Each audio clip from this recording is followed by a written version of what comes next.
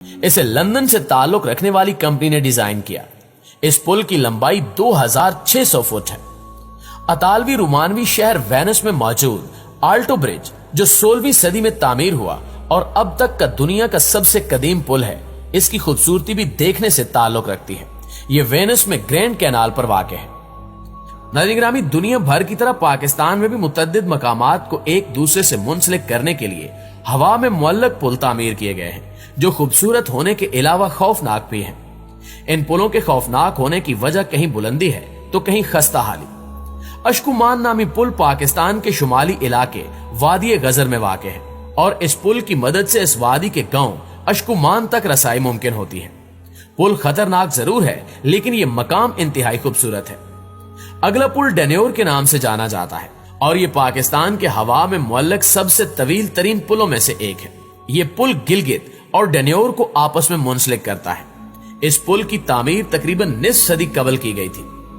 पाकिस्तान के खूबसूरत तरीन सियाती मकाम देवसाई को दुनिया की छत और पाकिस्तान के बुलंद तरीन सतह मुर्तफा के तौर पर जाना जाता है, जहां देवसाई पुल वाक़ है, जो स्कर्दू और देवसाई नेशनल पार्क का राब्ता मुमकिन बनाता है। ये पुल बड़ा पानी नामी दरिया पर वाक़ है। अब जरा इस पुल को देखें, जिसका नाम आलम ब्रिज है। इसको देखने से ये अंदाजा हो जाता है कि यह पुल किस हद तक खतरनाक है। ताहम इस पुल में हैवी व्हीकल की आमदो रफ्त को बर्दाश्त करने की सलाहियत मौजूद है। आलम नामी ये पुल लोहे और लकड़ी की मदद से तामीर करदा है।